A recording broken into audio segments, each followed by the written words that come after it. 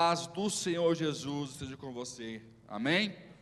Que Ele inunde a sua casa, o seu coração, que Ele faça diferença na sua vida, que Ele faça resplandecer a tua face, aonde você for, que você possa brilhar, amém? Que você venha a ser luz, aonde existem trevas, em nome de Jesus. Glória a Deus. Eu quero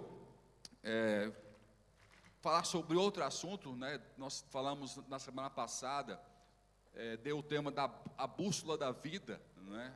Quem não esteve aqui pode procurar na internet, já está no canal da igreja, também no meu canal.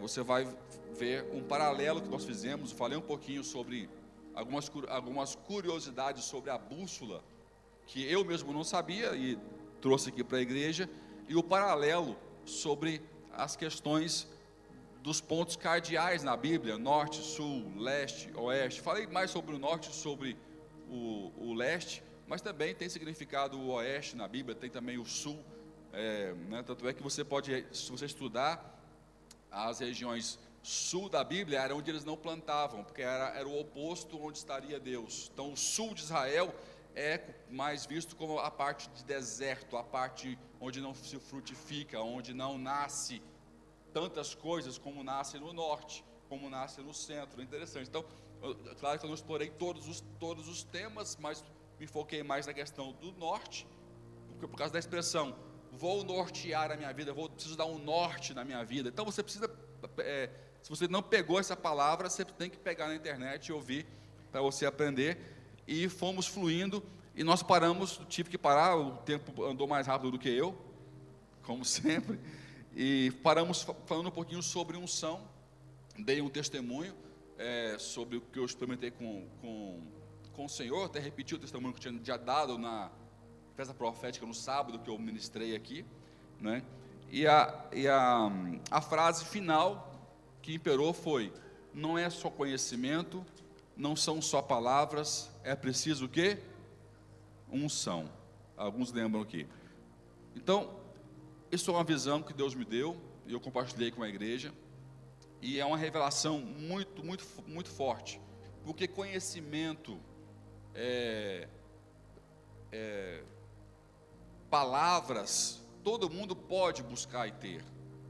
Você pode ler um livro e ter conhecimento, você pode desenvolver habilidades em você. Agora, unção, só Deus pode dar.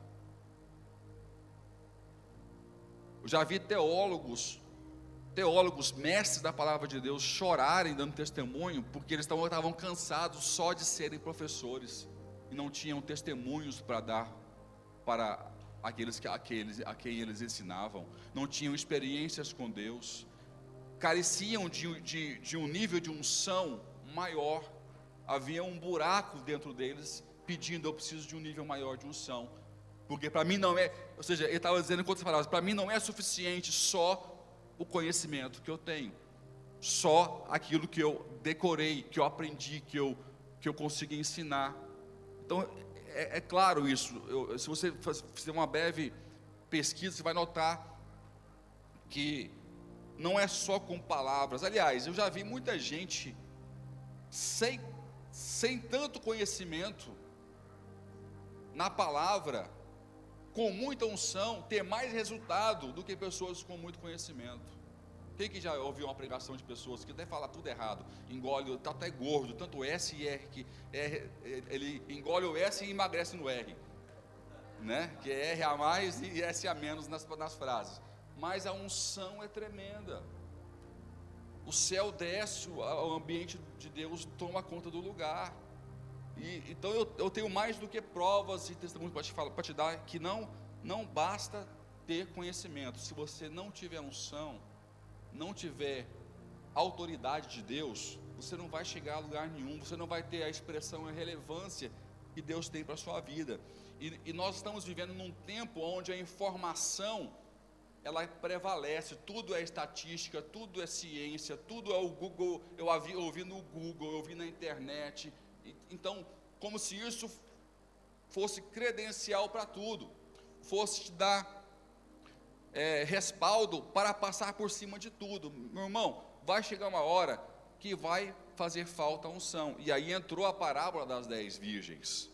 Nós falamos na semana passada, não é? Das 5 prudentes e as 5 que eram imprudentes. Eu vou voltar a ler para a gente dar continuidade ao assunto. E as 5 imprudentes passaram, de repente elas tinham um conhecimento diferenciado, buscou um conhecimento que as permitiu viver com menos azeite, com menos unção, não é? Fazendo como alguns pastores fazem, que fazem as coisas de Deus sem Deus. É possível? Claro que é possível.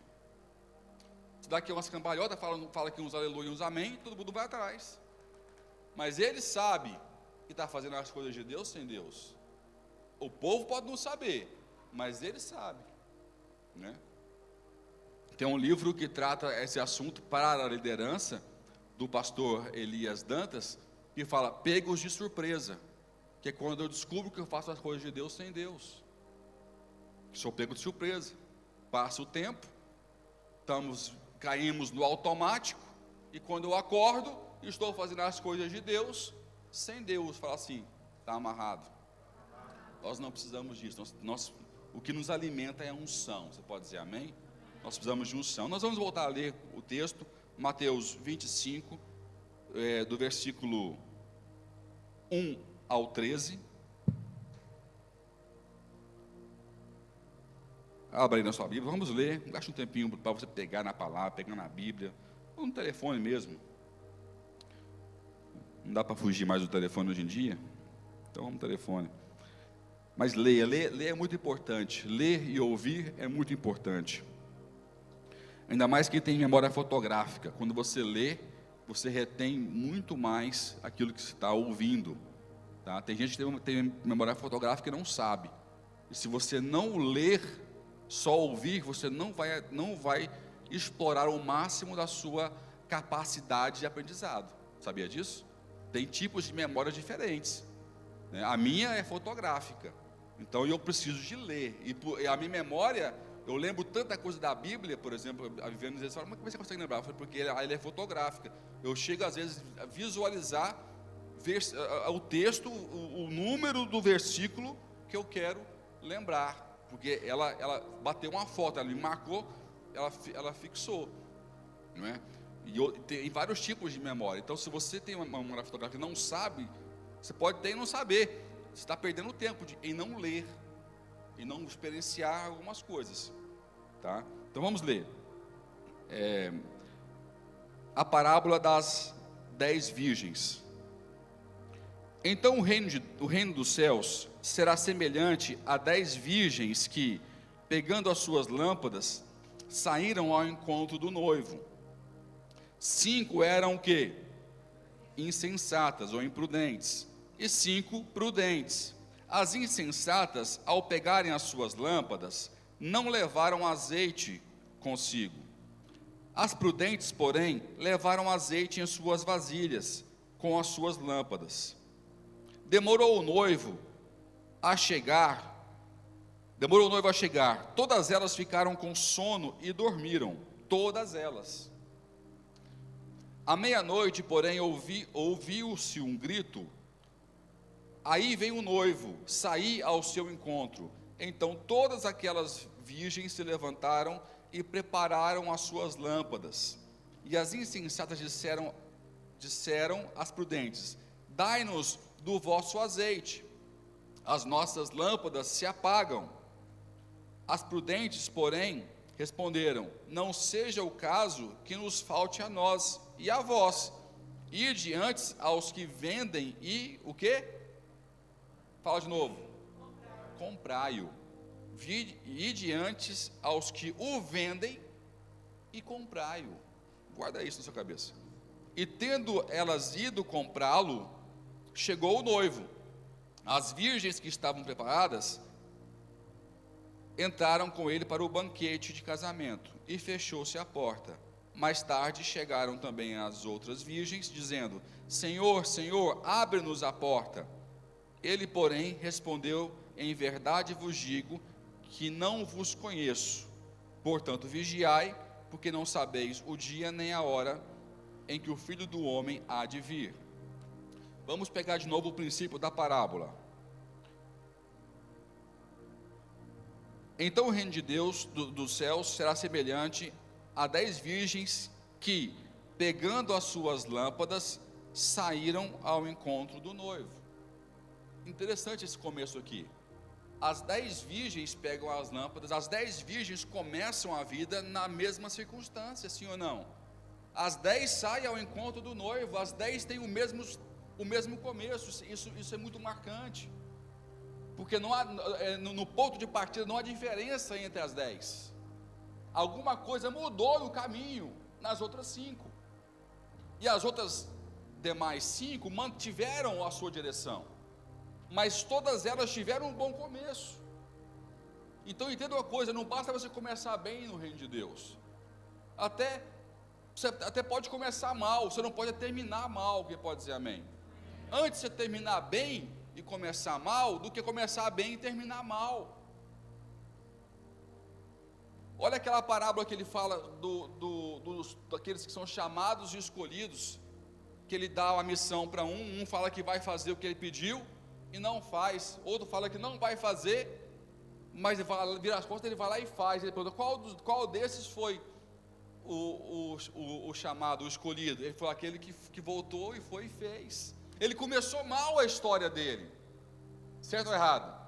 Dizendo não para um apelo, para um chamado que veio do céu. Quando nós começamos mal a nossa história com Deus, batendo boca, convergindo, sabe, discordando de algumas coisas, com teimosia, com orgulho, que não queria se curvar, mas Deus foi misericordioso, insistiu com a gente, e nós depois tomamos um jeito, norteamos, né, a bússola da vida, nós norteamos a nossa caminhada para o magnetismo que é o altar, da sua presença, do arrependimento, da reconexão com o Pai. Isso aqui é importante.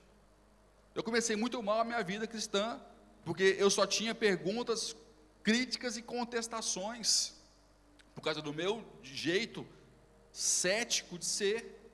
Então eu tinha tudo para terminar ruim, terminar errado, e nunca nem pisar numa igreja, para mim era impensável. Eu não nasci, não é defeito nenhum, porque os meus filhos nasceram em igreja, né? Meus pais são pastores, mas eles precisam de converter, não é porque os pais são pastores que eles estão convertidos, não.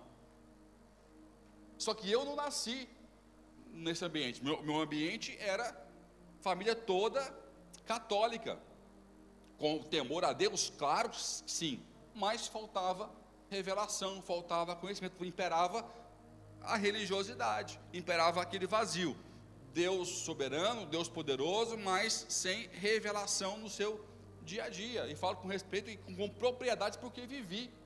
E quando eu fazia a catequese, e quando eu tinha uma pergunta, os professores não sabiam responder as minhas perguntas, então alguma coisa faltava. E nessa minha busca de respostas, eu comecei a encontrar o meu chamado, e os locais que iriam responder as minhas perguntas, através da revelação e do Espírito de Deus, e a consequência me trouxe até esse altar. Mas não pense nenhuma vez que eu escolhi esse caminho, eu apenas fui identificando a inclinação e para onde é que Deus estava me levando, e fui dizendo sim para Deus. Mas o meu começo não foi legal, mas o fim não acabou, né? Eu tenho que vigiar e orar, né? Como falo no final. Nós não estamos, a minha vida não acabou, mas eu preciso continuar nessa caminhada, porque o que mais importa é o fim.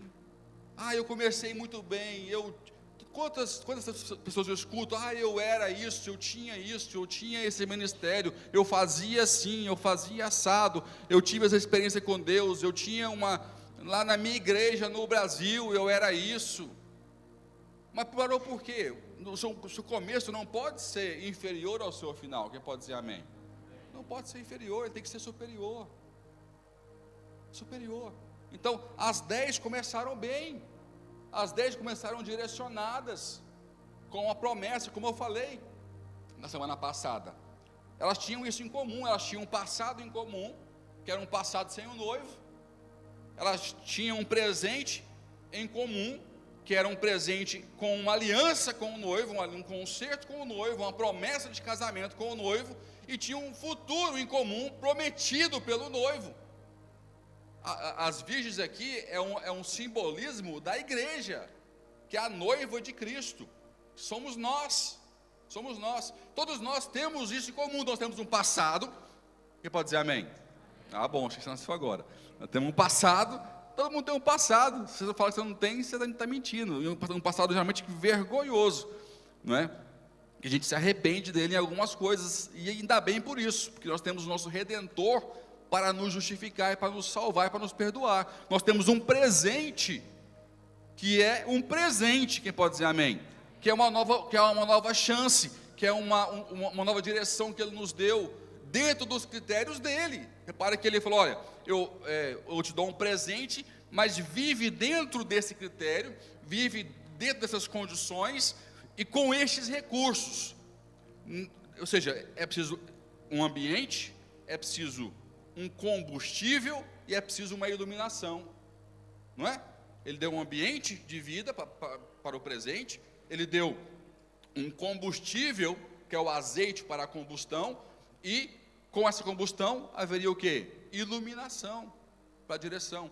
Então, não é só dizer, eu tenho um presente com Deus. Não, eu tenho um presente dentro das condições que Deus me concedeu viver. Quem pode dizer amém?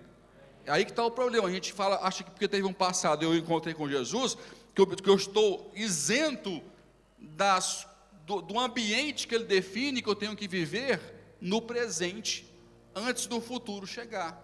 O futuro pode ser a vinda dEle, como falar a palavra de Deus, ou pode ser a minha morte esperando a eternidade. Mas esse é o futuro que Ele tem para mim. Agora, esse intervalo aqui do presente é que vai definir como é que vai ser o meu futuro. Estão me seguindo? Então isso é muito importante. Então, quais são os elementos que estão aqui nessa parábola? Antes de falar sobre os elementos, tem uma frase de um filósofo que sempre que eu lembro, eu repito. Eu gosto muito, que é de Aristóteles, que fala o seguinte: nós somos aquilo que fazemos repetidamente. Por isso, a excelência não é um ato, mas sim um hábito. Eu vou repetir. Nós somos aquilo que fazemos repetidamente. Ponto. Por isso, a excelência não é um ato, mas sim um hábito. Então, não adianta você falar que você vai ser excelente com Deus, excelente na unção, porque você aprendeu hoje, porque houve uma revelação agora. Não, se isso não tornar um hábito na sua vida, não fizer parte do seu dia a dia, isso não vai fazer parte de você e da sua característica. A excelência, ela é um hábito, é quando você começa a fazer sequer sem pensar, porque faz parte do seu dia a dia. É como você almoçar, tomar pequeno almoço, jantar, faz parte. Você já não consegue tirar um costume, um comportamento do seu dia a dia. E você não consegue ter o que Deus tem para você pontualmente, vivendo algumas coisas. Por exemplo, eu sempre falo sobre isso.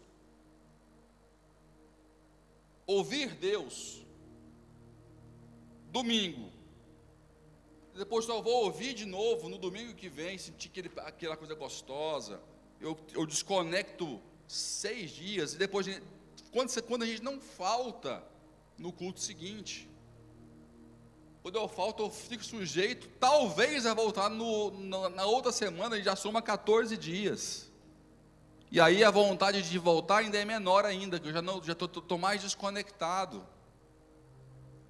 Então, se eu não criar um hábito onde eu venho para o culto, dar continuidade ao que eu estou vivendo no meu dia a dia, eu não vou viver o melhor de Deus para a minha vida. Vou repetir. Se eu não construir um hábito, onde quando eu venho no culto, eu apenas estou dando continuidade junto dos meus irmãos, ao que eu estou vivendo no meu dia a dia, eu nunca vou viver o melhor que Deus tem para a minha vida. Imagina se todo mundo viesse já pegando o fogo de casa, todo mundo viesse já cheio de unção, todo mundo já viesse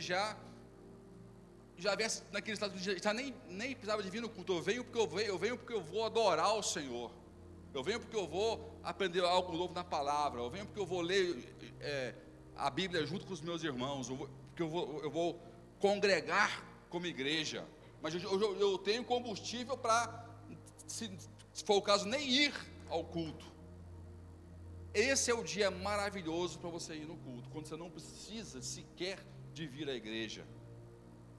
Aí você imagina, todo mundo chega aqui assim. Eu conheço igrejas que são assim, e geralmente elas não são pautadas na sabedoria e no conhecimento, são pautadas na unção. Aí você chega lá no culto, você abre a boca, você só ouve, você nem consegue nem pregar, só ouve aleluia e glória a Deus. O povo já chega pegando fogo, meu irmão. Chega no culto já dispensando o pastor. É gostoso demais, é muito bom você ser dispensável, porque Deus está agindo, Deus está fazendo, Deus trouxe a consciência do que é viver com um povo no seu dia a dia. É muito triste quando o pastor, ou líder, ou bispo, ele é necessário. Ah, pastor, você está se desprezando? Não, não estou. O pastor bom, ele é necessário quando você travou. Eu travei, não sei o que fazer, eu preciso de um conselho maior, eu preciso de uma revelação. Mas, regra geral, o bom pastor, ele te ensina a viver com Deus no seu dia a dia, e não depender dele o tempo todo. Ele mostra que a sua oração tem tanto peso como a dele, que a sua frase que você fala em nome de Jesus no mundo espiritual tem tanta autoridade quanto ao do seu líder. E ele está aqui para te discipular, para te orientar e, claro, partilhar as experiências que nós estamos aqui há mais tempo, chegamos antes, então temos vidas e temos vivências que você não precisa experimentar, só vai se você quiser. Olha, esse caminho, se eu não passei, eu já vi alguém passar, não vai por aí. Mas eu tenho convicção, se você tem convicção, Deus está falando com você, está em paz, é isso que a gente quer ver, pessoas conectadas com Deus, com o Espírito Santo, com autonomia. Mas se isso não se desenvolve no dia a dia e não vira um hábito, você vai ficar um dependente religioso e dependente de um líder só. Nenhum líder consegue. Tem líderes, me perdoe que eu estou falando com outra classe, dos meus colegas ministeriais, mas são carentes emocionais e carecem de pessoas perguntando para eles o tempo todo alguma coisa, e centralizar poder. Eles precisam disso, porque são doentes emocionalmente falando, e eles querem holofote, eles querem, enquanto alguns malucos querem, não, eu quero que você ande sozinho, quero que você vai lá. Não, tem uns que faz tudo para centralizar, aí chega um ponto que ele não aguenta mais, e vai analisar o número de pastores com suicídio em massa, na América, por exemplo, que começam a viver um papel de Deus na terra, que não é o chamado dele. Ele é pastor, ele é guia, ele não escolhe pelo outro, ele não decide pelo outro, ele exorta, ele ensina pela palavra, ele ministra o Espírito Santo, ele ora buscando cura, mas ele não cura. Quem cura é Deus, você pode dizer amém. Nós temos que reorganizar as coisas, gente, na nossa cabeça. Dá uma bagunça, quase que idolatra quem está no altar. Quem está no altar é miserável igual você. Perdoa se eu te xinguei, mas eu sou tão miserável quanto você. Eu tenho mais responsabilidade, careço mais ainda da graça do Senhor para estar aqui ministrando a santa palavra dele. Mas por que é leve para mim? Porque eu não estou aqui dando a minha opinião, não estou dizendo aquilo que eu acho, estou dizendo aquilo que a Bíblia diz, aquilo que a Bíblia fala. Mesmo que eu venha a ser reprovado por algum erro, não revoga o que a Bíblia falou, ou o que eu preguei no domingo passado. Você entende? Você percebe a seriedade disso? Mesmo que eu venha a ser reprovado por algo que eu estou pregando, não revoga aquilo que a Bíblia ensinou, porque eu não estou pregando opinião minha, estou pregando algo para vocês contra mim mesmo, que eu também sou falível. Olha que louco. E quando você prega com essa honestidade para as pessoas, você tira munição do inferno contra as pessoas, porque os argumentos das pessoas para sair da igreja é: o pastor prega, mas fez aquilo, o irmão vai para a igreja e faz aquilo. Quando você prega com honestidade, que não estamos pregando sobre nossa opinião, sobre o que eu acho, sobre aquilo mas sobre o que a Bíblia fala, que é me reprovando, e onde eu também sou falível e posso errar, você ganha um intercessor e não um crítico. Você pode dizer amém? Você ganha um intercessor e não um crítico. Quando eu me desnudo para vocês, eu estou ganhando um intercessor. Você vai orar por mim. Não, eu não quero ver esse pastor cair, não. Eu não quero ver ele errar, não. Eu quero ver ele continuar ministrando, pregando, ensinando a palavra de Deus. Porque ele sabe a origem dele, quem ele é, e que ele pode cair daqui 10 minutos saindo do culto. Eu ganho intercessores, eu não ganho críticos. E quando alguém enxergar alguma limitação, vai olhar com misericórdia. Vai perguntar como é que você está. Você quer um abraço? Você quer conversar um pouco? Não sei se eu posso falar isso aqui. Está sem microfone? Falei essa semana com o Bispo Henrique e Bispo Amara, estão no Brasil. Eles estão felizes, estão lá cuidando dos ambos irmãos. Ele é a irmã que está doente e ela o irmão também, né? E falei com ela um pouquinho. Ela falou comigo, mas eu vi que a cara dela não está aquela cara que eu costumo ver. E eu deixei ela falar e eu falei: e a senhora, tá tudo bem? Aí ela se desmanchou no choro. Um líder não está acostumado a ouvir: e você, está tudo bem com você? Não está. Um telefonema, perguntando, vê alguma coisa. Ele está acostumado com cobrança. Você almoçou com fulano e não me chamou, e não foi comigo. A gente só escuta cobrança. Bora ligar para dizer: como é que você está? Agora eu estou pregando, na segunda-feira vai estar o telefone, todo mundo me ligando. Tudo bem, pastor? Agora porque eu falei, não liga não. Não me telefone essa semana, estou falando sério. Eu vou te bloquear no WhatsApp. Nem adianta me telefonar. E quando fala essas coisas, todo mundo quer ligar para você. Mas é assim. A gente tem que ser honesto. E quando a gente é honesto, biblicamente falando, e com a nossa natureza, nós ganhamos intercessores, ganhamos aliados, e não críticos de plantão. E o que é mais horrível na igreja hoje em dia são os críticos de plantão, são os teólogos de arquibancada, que não vêm ouvir uma palavra, vêm esperar um tempo durante o culto para achar uma chance para criticar a palavra. Não, deixa eu esperar, ele vai chegar uma hora que ele vai falhar e eu vou poder falar alguma coisa. A gente vai achar que a gente engole o português, erra a frase, erra a gramática. Quantas vezes eu chego aqui embaixo, está vivendo, você falou errado. Falei o quê? Vai lá ver no vídeo, você falou, você engoliu o S, você errou a gramática, você... Tá tudo anotado que ela tem para me criticar. Então, numa dessas, por exemplo, eu errei na semana passada, eu falei noroeste em vez de nordeste. Ninguém reparou, mas depois eu falei, puxa, eu falei errado a região dos cardinais. Mas já passou. Então, numa dessas o cara faz um recorte na internet e era tudo que ele queria. O cara não sabe nem ler a bússola, o pastor não sabe falar da bússola, pau, isso sai no jornal. É assim que funciona, porque você vai encontrar. Se você ficar procurando um problema, você vai encontrar um problema. Então você tem que decidir quem que você quer ser nesse ambiente aqui, né?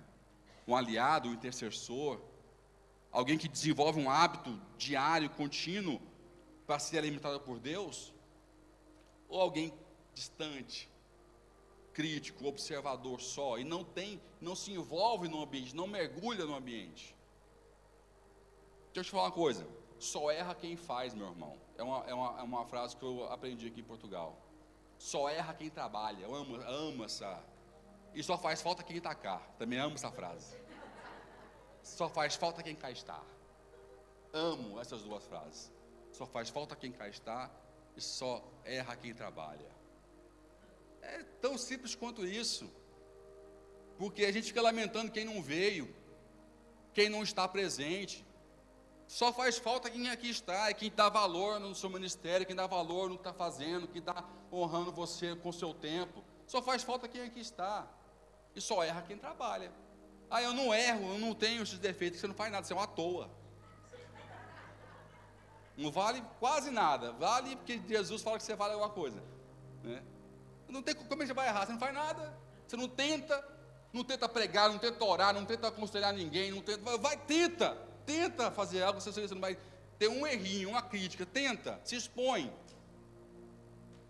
E a unção está aqui, quando eu sou capaz de me expor em prol da palavra de Deus. Todas as pessoas que foram curadas, que tiveram milagres na Bíblia, eles se expuseram, eles correram risco, se entregaram num momento crítico, expuseram até às vezes eles e o próprio Cristo naquele momento, arriscando o pescoço às vezes.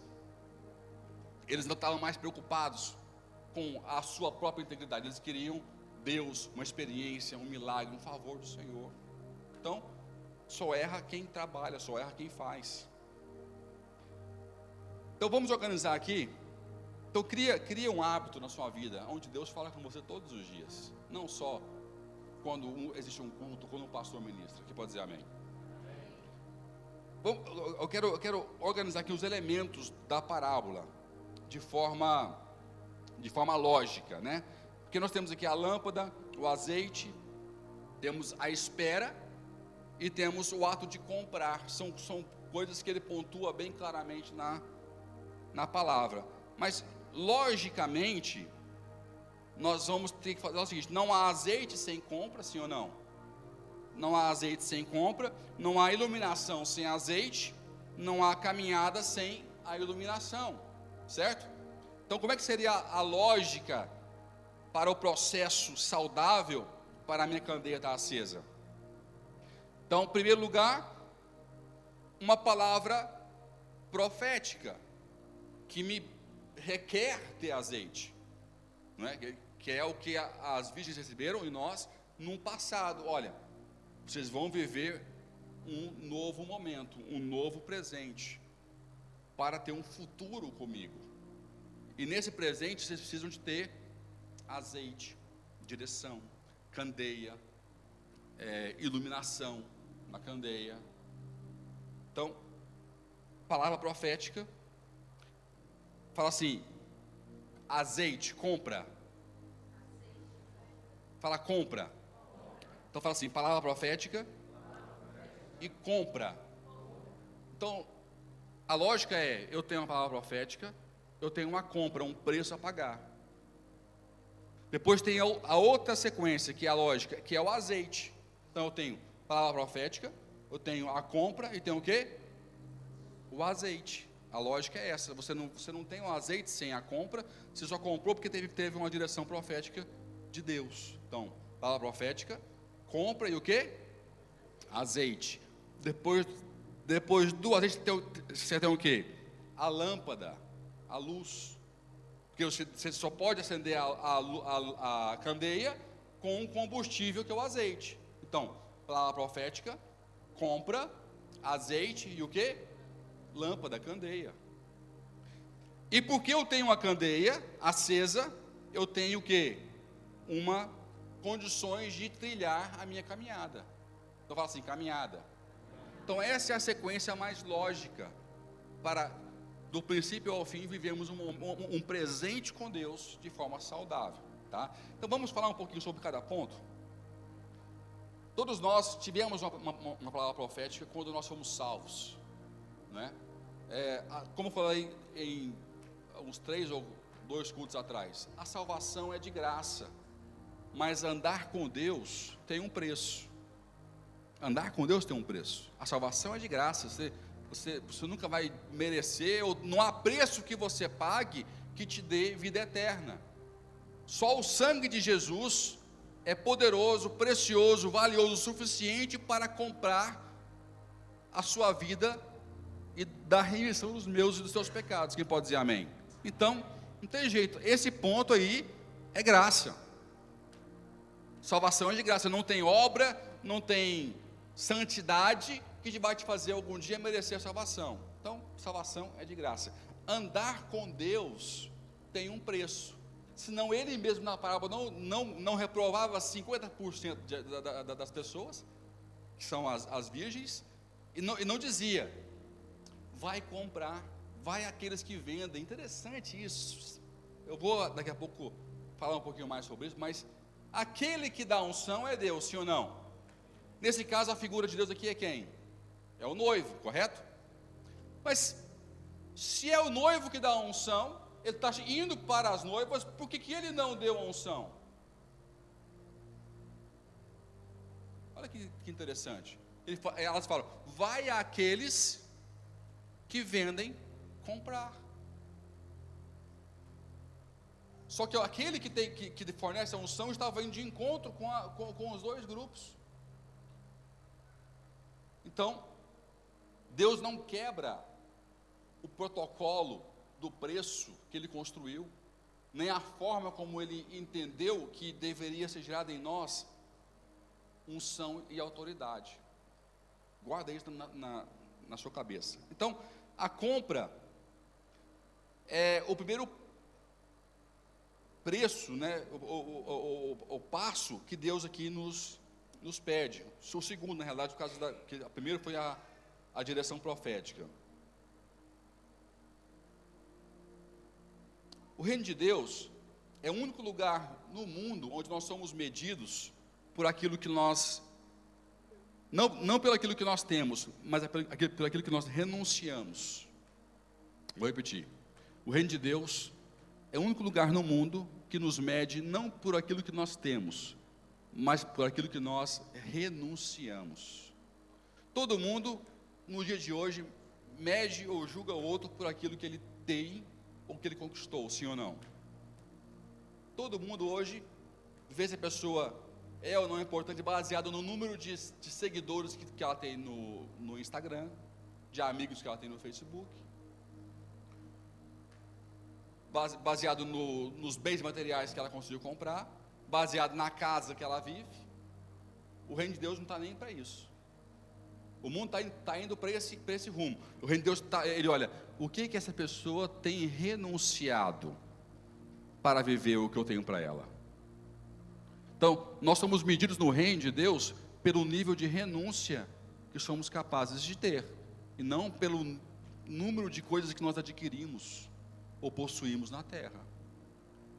Quando me perguntam, como é que você conquistou essas coisas? Como é que você teve essas vitórias? Está errada a pergunta. A pergunta é, o que você renunciou para chegar até aqui? Essa é a pergunta correta. Quais foram as renúncias que você fez para ter o seu casamento? Você nem sabe. Tanto de renúncia. Pouca coisa ela renunciou. Mas de 10 em 10 minutos eu faço uma renúncia, né? Rendição total. Ele está com medo já aqui, ó. Vai falar de ontem, não, porque já teve renúncia minha ontem já. Vou falar não, ó, calma. Então, não é o que você tem, como é que você conquistou isso? O que você renunciou para chegar até aqui? O que você renunciou para estar com o microfone na mão? O que você renunciou para conquistar conquistas financeiras? Qual foi a renúncia? Abraão foi escolhido, mas o que ele renunciou? O conforto do lar dele, família tranquila, cidadezinha, já que todo mundo conhecia ele, tinha os amiguinhos dele lá, já tinha uma namorada, não é? Renunciou o conforto, renunciou a família, não é? Renunciou a família, deu as costas para a família e para a cidade dele. Renunciou aos amigos, renunciou, é só renúncia, lá, depois ele renuncia ao filho, quando ele entrega lá no monte Isaac para sacrifício, Deus o impede. Então, Abraão teve sorte. Não, e as renúncias? O que ele foi renunciando? Baseado, por que ele renunciou? Só porque ele quis? Eu vou me torturar agora. Não, é porque houve uma direção de Deus, e essa direção carecia de renúncias. Abraão, vai para uma terra que eu te mostrarei. Para dizer sim para essa palavra de Deus, ele tinha que dizer não, ou renunciar a algumas conquistas, algumas coisas. Então, o meu status não é baseado naquilo que eu conquisto, mas baseado naquilo que eu renuncio. A unção nasce aqui, a autoridade surge aqui. Então, o preço está em ser capaz de renunciar. E como é que a palavra chega até mim? Deixa eu correr aqui um pouquinho. Deixa eu pular isso aqui. Aqui ele fala, o noivo que poderia dar a unção, dar o azeite, ele está implícito que ele não iria dar. Elas falam, vai até aqueles que vendem, comprar. Deus levantou várias pessoas que, pela sua palavra, são usadas por Ele para ministrar ao seu coração, sim ou não? Eu não sou a primeira pessoa que você está ouvindo pregar. Pessoas, amigos seus, mãe, pai, várias situações que você já viveu, você já passou no seu ouvido uma palavra profética que te convidou a renunciar a alguma coisa, sim ou não? Sim ou não? Esse é o vendedor que está autorizado a te vender.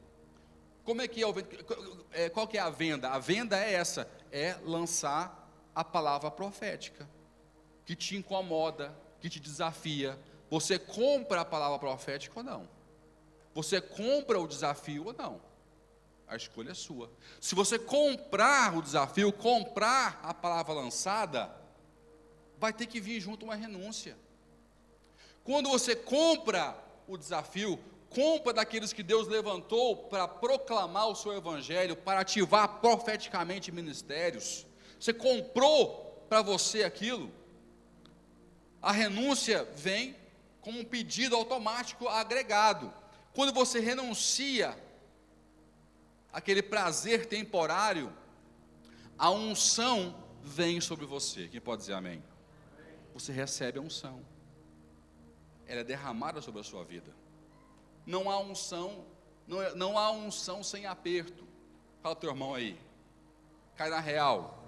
Não, fala assim, cai na real. Não há unção sem aperto. Fala assim, deixa Jesus te dar um armlock. Armlock é um mata-leão. É uma expressão usada no jiu-jitsu. Deixa ele te apertar, te espremer, porque não tem unção sem aperto. Getsemane, ele foi lá para o Getsemane para mostrar para todo mundo que ele não ficou livre disso. Getsemane é o lugar da prensa, o lugar onde se fazia o azeite, né? Quer dizer mesmo isso, prensa de azeite, lagar de azeite. Getsemane, prensa. E ali ele foi uma das últimas prensas que ele teve, que ele foi pressionado o tempo todo. Ali foi tanta pressão que ele teve, que ele transpirou sangue. Muitos falam que o sangue de Cristo derramou na cruz do Calvário. Não, ele começou a derramar o sangue dele no Getsemane, na pressão, quando ele transpirou sangue, e a terra já sentiu o gosto do sangue dele no Getsemane, na pressão, transpirando sangue ali, ali a terra já começou a sentir o peso do sangue de Jesus, no Getsemane. Então entenda isso, entenda que não tem como você fugir do preço da unção, tem que pagar o preço. Você pode dizer amém? O que é unção? Unção é autoridade.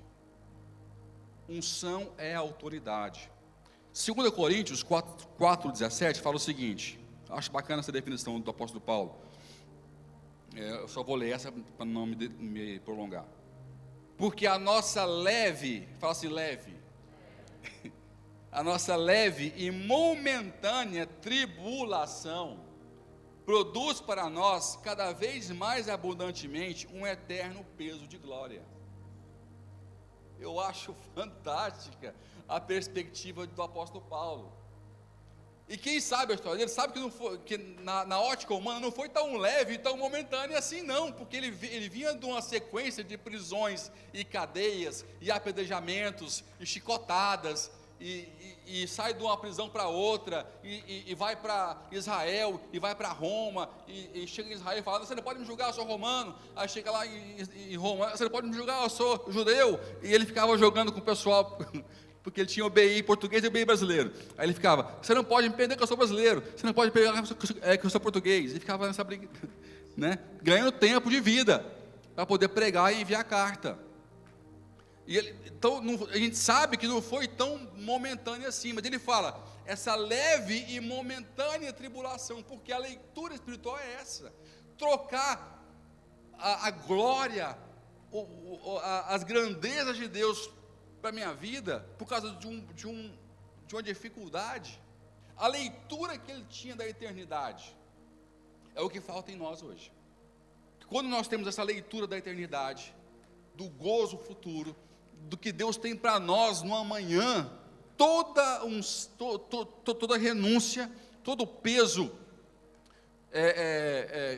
que vem sobre você, passa a ser leve e momentâneo, perto do peso de glória, perto do futuro que Deus tem para a sua vida. Quem pode dizer amém? Nós temos que mudar a nossa mente.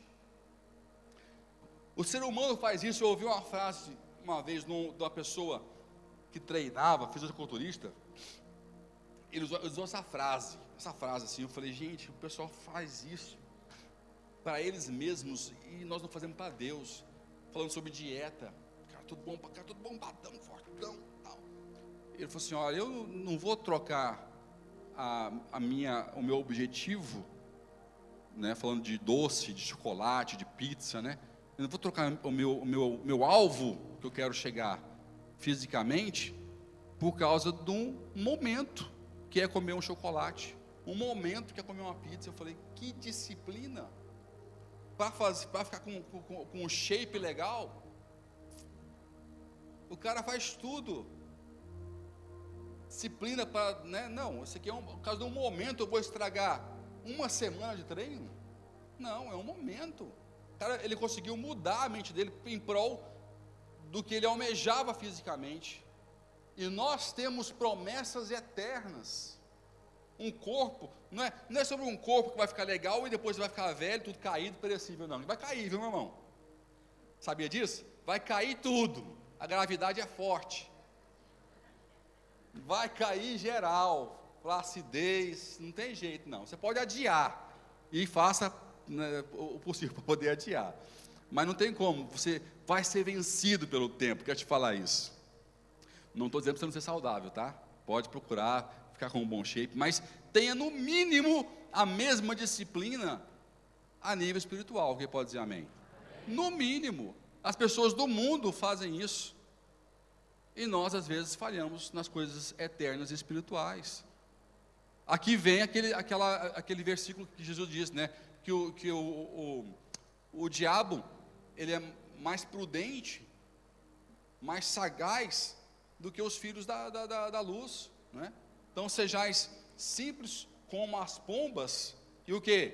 Sagazes como a serpente. Conselho de Jesus Cristo, não é meu não.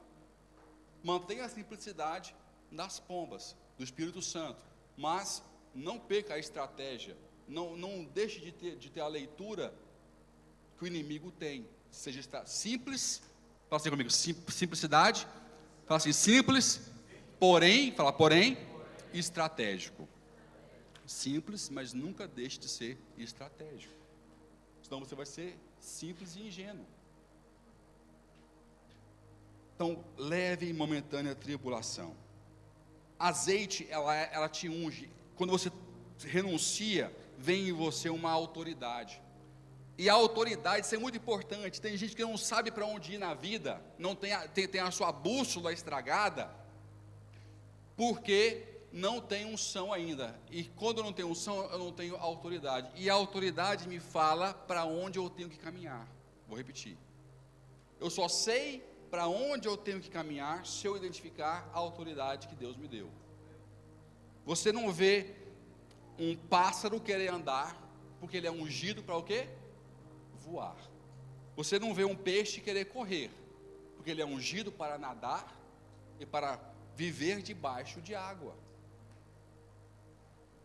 Então, a unção define o ambiente e a direção que eu vou caminhar.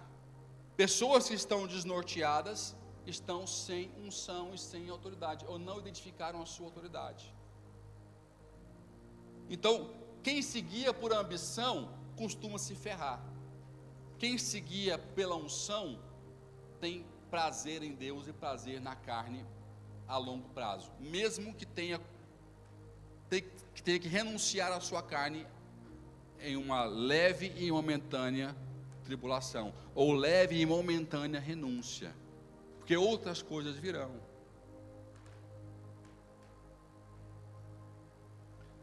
Então, a autoridade me direciona. A autoridade, ela me diz se eu estou no caminho certo ou no caminho errado.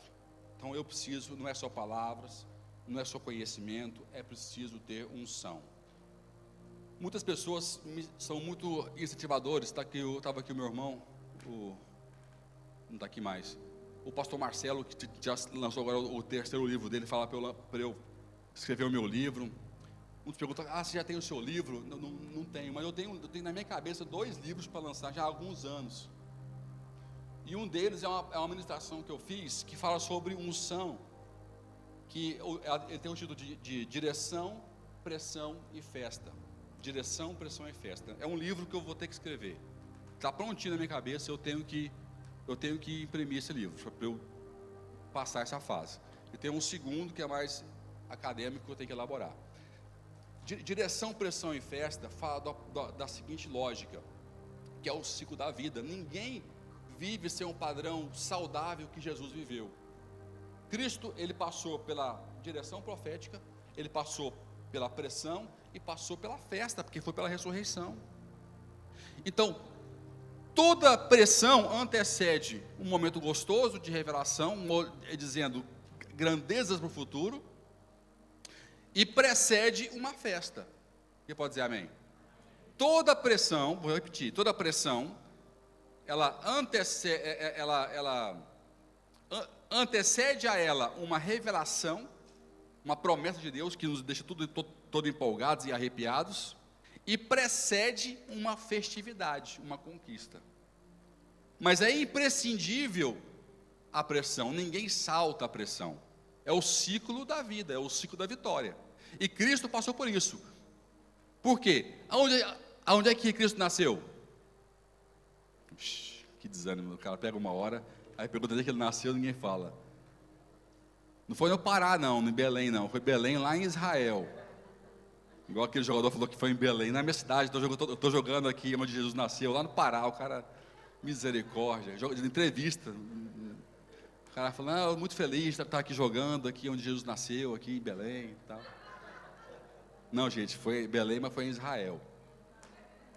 Ele nasceu em Belém, mas ele foi criado aonde? Saiu de Nazaré, bem tímido aqui, Nazaré. Ele foi criado aonde? Então ele nasceu aonde? Belém. Foi criado aonde? Ele iniciou aonde o seu ministério? Olha o silêncio. Olha que bagunça, olha que loucura. Ele nasceu em Belém, ele foi criado em Nazaré, mas ele não inaugura o ministério nem em Belém e nem em Nazaré. Ele inaugura onde? Em Cafarnaum. Por quê? Porque ele tem uma leitura espiritual e profética. Havia uma profecia sobre Cafarnaum, que viria luz naquela região. E Cafarnaum, o nome da cidade já falava que estava esperando ele, porque Caf quer dizer vila em hebraico. Naum que tem o nome do mesmo profeta, quer dizer, Naum, lembra? Naum, profeta, quer dizer consolador. Então é vila do Consolador, ou seja, é o lugar da inauguração de Jesus. Ele é aquele que vai enviar o Consolador. Ele é a semente do Consolador, do Espírito Santo para a terra, da salvação. Então a inauguração ministerial dele foi em Cafarnaum. Vai ver, Cafarnaum foi só alegria, foi só sucesso, só palavra profética, só gente curado. A fama dele cresceu. Então a direção de onde ele iria chegar começou a nascer ali, nas sinagogas. Ele já leu em Nazaré quem ele era e quase foi apedrejado, e seguiu para Cafarnaum para iniciar o seu ministério. Então ali as direções dele como Messias foram declaradas. Tentaram ungir rei aonde? Em Cafarnaum. Sabia disso? Tentaram ungir rei Jesus. Ele se desviou do povo e ninguém mais o viu. Na euforia de ver os milagres, queriam ungir o rei. Quem que procura poder, que foge da unção de rei? Jesus, ele quebra todos os padrões possíveis e imaginários da concepção humana. O povo louco para ter um libertador, uma multidão quer ungir o rei, ele vai e foge.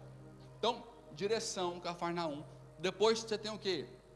Passa um pouquinho, tem a pressão, que é a hora que começa a fechar ali o ambiente, vem as tramas, vem a traição, vem o Getsemane, que ele já ia constantemente. Se você ler a Bíblia, você vai ver que ele não foi lá pontualmente, ele ia constantemente orar no Getsemane, já se preparando para aquele momento que ele ia passar. Constantemente ele ia orar no Getsemane. Então, pressão. E depois você tem a festa. Você pode reparar que se comparado o tempo da direção com o tempo da pressão e com o tempo da festa, o tempo da pressão ele é muito pequeno. Aqui está em coerência com o apóstolo Paulo: uma leve e momentânea tribulação. Mas parece que a pressão foi uma eternidade, porque renúncia dói. É um tempo difícil. Mas o tempo mais curto do seu ministério foi aquele tempo, durou no máximo uma semana. 3 anos de ministério para uma semana de Getsemane, não é?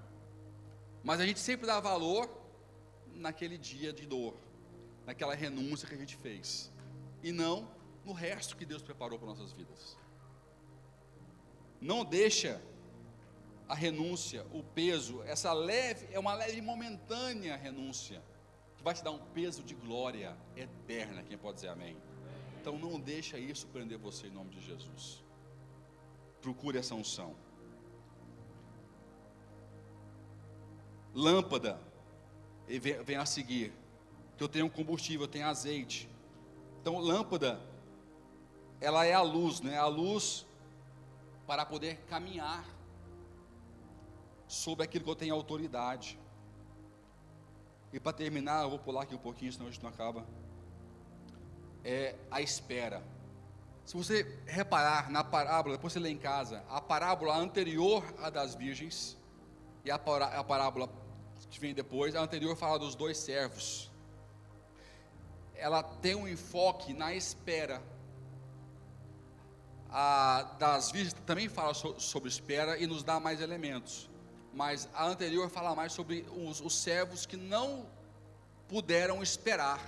Depois vem a parábola dos talentos, falando também sobre, todas essas parábolas estão falando sobre o fim e a volta de Jesus, com tópicos diferentes. E aqui, nós fazemos muita besteira, quando nós temos que esperar alguma coisa. E eu descobri algo, que esperança é igual a revelação mais a espera. Esperança é um fruto do Espírito, que é igual a revelação com a capacidade de espera. Se eu sei esperar, mas eu não tenho revelação, eu nunca vou ter esperança. Eu vou parar no meio do caminho. Vai falar mais alto a ansiedade. Por isso, só vale a pena esperar por aquilo que eu tenho revelação. Queria ouvir um amém.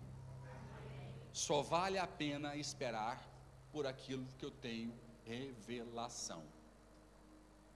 Se eu não tenho uma revelação, eu vou falhar e vou perder o meu tempo.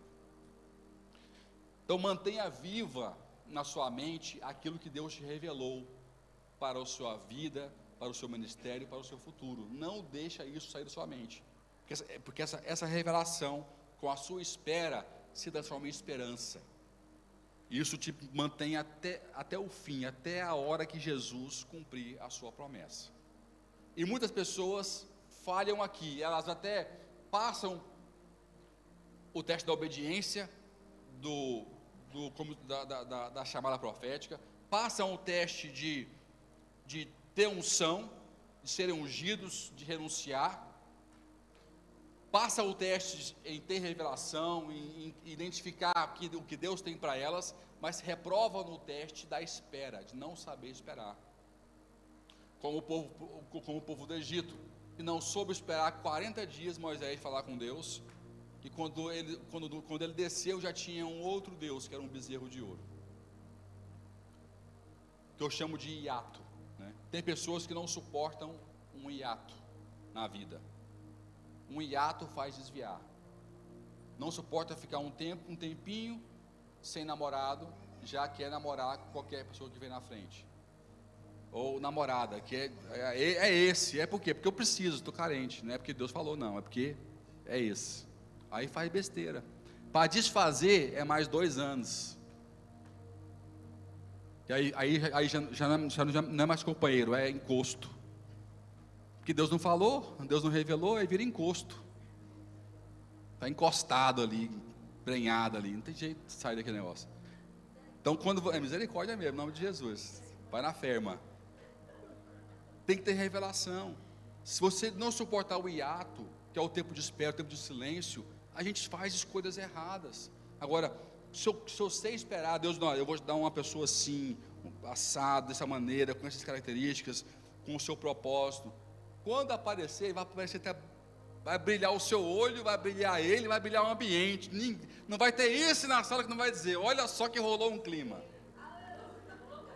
Todo mundo vai perceber, rapaz, olha só, está rolando aqui um clima, porque você viu que houve aquele match, houve aquele sincronismo entre a promessa, você passou pelo tempo e chegou o prometido ou a prometida.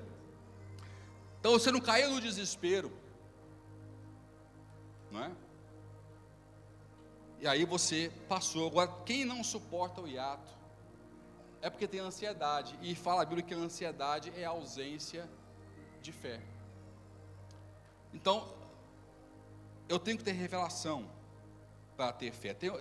Há um propósito por trás da espera, que não dá tempo de falar aqui hoje, tem uma lista aqui de 10 pontos. Então, não pecam agindo no tempo de espera ou não agindo. No caso dessas 5 virgens aqui, elas pecaram na inação, na ausência de ação, de buscar a unção. No Egito pecaram por agir, não souberam ficar parados e esperar, fizeram o que não foi pedido, fizeram o que não tinham que fazer, pecaram na ação. Mas eu não peco só quando eu tomo uma atitude, eu peco também quando eu não tomo uma atitude necessária. E muitos passam aqui disfarçados nesse ponto, que as virgens caíram na armadilha, porque como ninguém as identificou no ambiente, porque não agiam, ninguém podia acusar ou alertar, foram passando despercebidas, até o dia chave. Então, tem muita gente que sabe o que tem que fazer, sabe o que tem que, qual ação tem que ser tomada a nível espiritual, de renúncia, de escolha, de caminhada, de ministério, mas estão pecando por inação. E a não ação, a falta de atitude também é uma atitude, também é uma ação. Porque é uma escolha, você escolhe não fazer, você escolhe ser indiferente, você escolhe ser o invisível da parada. É uma atitude, é uma ação tão violenta quanto uma atitude errada. Não tem diferença nenhuma para Deus. Então, aproveite o que Deus quer trabalhar em você enquanto você espera. Não tem nada que Deus não quer construir em nós enquanto nós estamos esperando.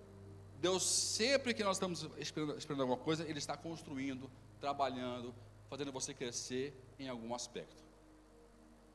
É igual eu dei um exemplo para uma pessoa essa semana, me procurou no WhatsApp, e eu falei: tenha paciência, tenha calma, que quando Deus fala com você, quando Deus te chama, Ele vai te lançar. E eu usei aquele exemplo que Ele fala que nós somos como flechas na sua aljava. Quem já viu esse versículo? Somos como flechas na sua aljava, né? Então, imagina um monte de flechinha aqui na aljava com um monte de olhinho e boquinha. Imaginou? Um monte de olhinho e boquinha. Aí o Deus vai e pega uma aljava. Aí eu falo: não fui eu queria ser eu agora e tal. Tem sempre aqueles que ficam na aljava para a próxima vez. Deus está trabalhando alguma coisa em quem fica na aljava. Não quer dizer que não vai ser lançado. E Deus não tem um plano para aquela flecha. Quem pode dizer amém? Não é o tempo daquela flecha. Não estava ao alcance da mão dele naquela altura. Mas quando ele te escolhe, você fala: opa, a pressão chegou, Ele me escolheu. Olha a altura. Olha a altura. Ele pega você e põe no arco, te põe para frente, te leva lá, olha, vai ser lá. Aí dá aquele medão em você. Nossa, eu achava que ia ser isso tudo, não. Dá para voltar para a aljava, não, Senhor? Está muito longe de você. Aí Ele pega e põe você no arco e puxa. E você vai só ouvindo o grunhinho. Chega, Deus, vai muito longe assim. E Ele puxando. Mas Deus não para de puxar, dando pressão. E arco que já pegou, aquilo é pesado, é duro. Até chegar no seu coração, no coração de Deus. Quando Ele te puxa com aquela pressão toda e te põe perto do coração dele, toda a ansiedade desaparece. Toda a dúvida some. Ele te dá uma pressão e ele fala: Senhor, pode até puxar mais agora. Porque você descansou, você alinhou o seu coração com o coração de Deus. Ele põe você no desafio, Ele te mostra o alvo. Antes de lançar, Ele puxa você até o coração dele, alinha o seu coração com o dele. Depois, Ele te lança, meu irmão. Você vai longe. Mas teve que ter o tempo de espera ali atrás.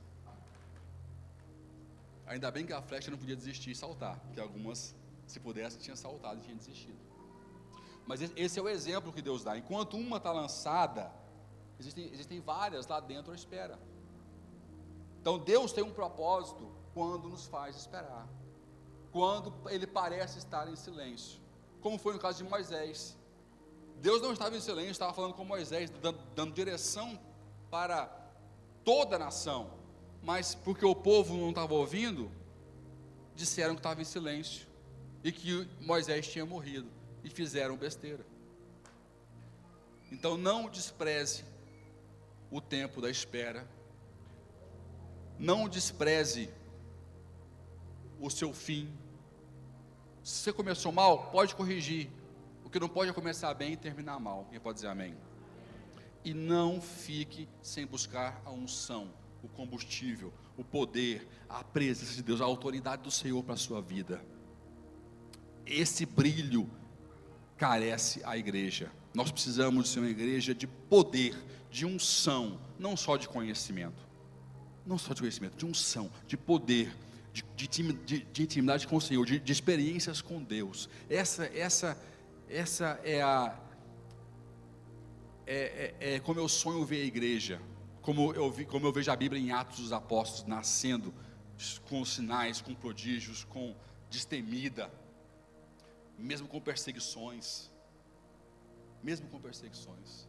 Então, renuncie o que te afasta do fluir, da plenitude, da caminhada com o Senhor. Porque vai ser só uma breve e momentânea tribulação, que vai te dar um grande peso e eterno peso de glória. Quem pode dizer amém? Quem pode dar um aplauso bem forte ao Senhor? Fique em pé onde você está. Vamos orar. Deus é bom, amém?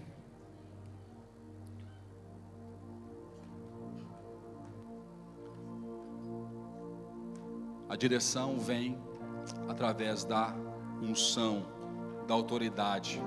Deus quer abrir os seus olhos em relação àquilo que você pode realizar nessa terra. Você pode grandes coisas, mas nós vivemos às vezes só de vislumbres e vislumbres. O que é um vislumbre? É ver um pedacinho. Eu tive um vislumbre do futuro, eu vi um pedacinho do futuro. Se você passar a vislumbrar hoje, amanhã, depois, já não vai ser vislumbre, vai ser confirmação, dia sim, dia não, dia sim, dia não, do que Deus quer realizar na sua vida. Então o vislumbre acaba, passa a ser uma realidade futura. E isso é o que? Fé. Realidade futura é o que? Fé. É a certeza das coisas que não se veem, a convicção das coisas que se esperam. Estou lembrando de cabeça. É mais ou menos assim. Você sabe o que falou o versículo? Isso é fé, é a certeza, a plena convicção futura. Ponto final. Mas eu não tenho plena convicção do futuro se eu ficar vivendo só de vislumbres. Eu fui no revisão de vida, eu fui visitado por Deus, tive um vislumbre do que eu posso viver, do que eu posso ser amanhã. Não viva só de vislumbres.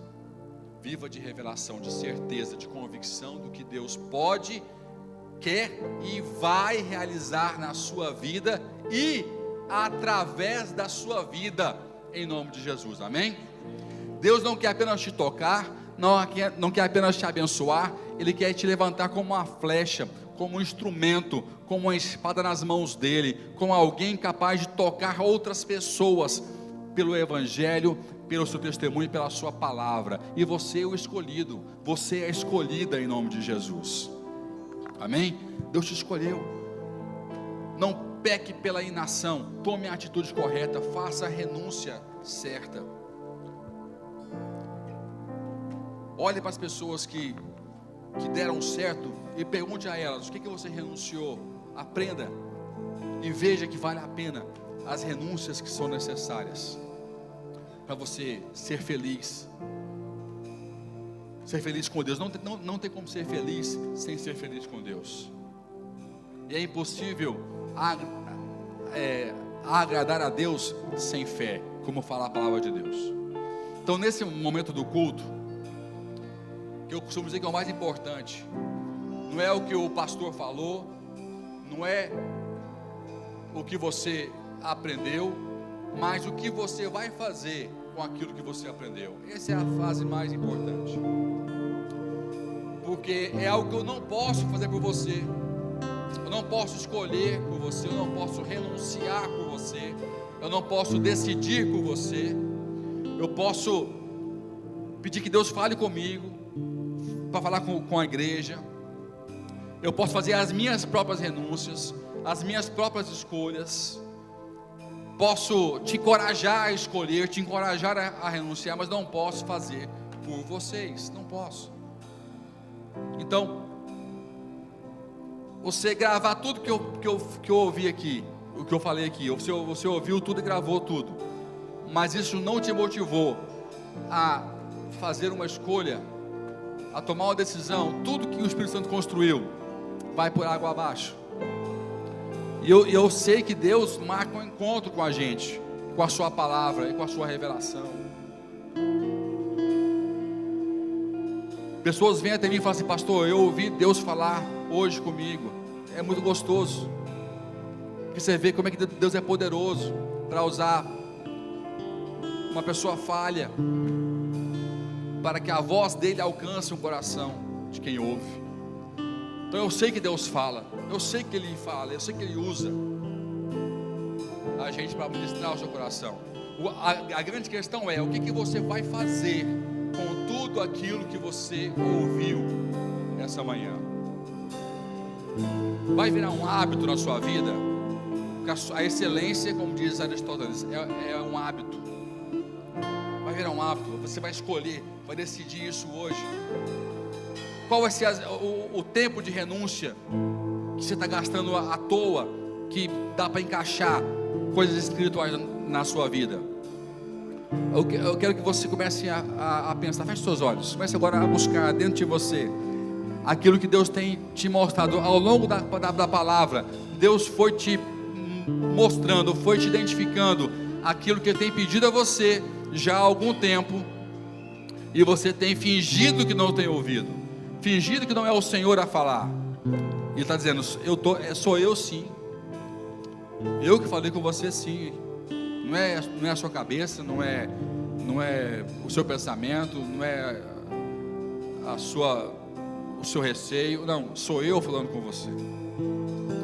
Talvez Deus te pediu algo novo hoje, algo que Ele quer te levar para algo maior, algo mais intenso, e hoje Ele te fala: olha, você podia ir além e abrir mão disso, porque eu tenho outras coisas para você no lugar disso. Não sei, mas eu sei de uma coisa, que Deus quer encher a sua candeia de azeite, te tornar repleto de autoridade, aonde o inferno vai bater em retirada, aonde você entrar, o inferno vai fugir, de tanta luz, tanta unção que vai haver em você. Eu tenho certeza plena que esse é o propósito de Deus para a sua vida, mas Ele precisa de um sim seu. Aqui está o que falou a Bíblia: aquele que lança a palavra para você comprar, lança o desafio para você dizer: eu compro esse desafio, eu compro essa palavra profética, eu vou renunciar ao que eu preciso, eu pago esse preço, porque para mim é mais importante a unção, a revelação, a luz que vem através disso, do que o conforto temporário, porque eu não sei o dia nem a hora que o Senhor vai pedir contas ao que eu tenho que fazer aqui na terra. Então, enquanto o louvor canta uma canção, quero que você flua no louvor, flua em adoração, flua em oração, flua em alianças, flua em votos, flua em renúncias, em nome de Jesus. Não saia daqui hoje sem a renúncia necessária feita para você decolar, fluir na vontade do Senhor, em nome de Jesus. Amém? Feche seus olhos, ore, fale com o Senhor.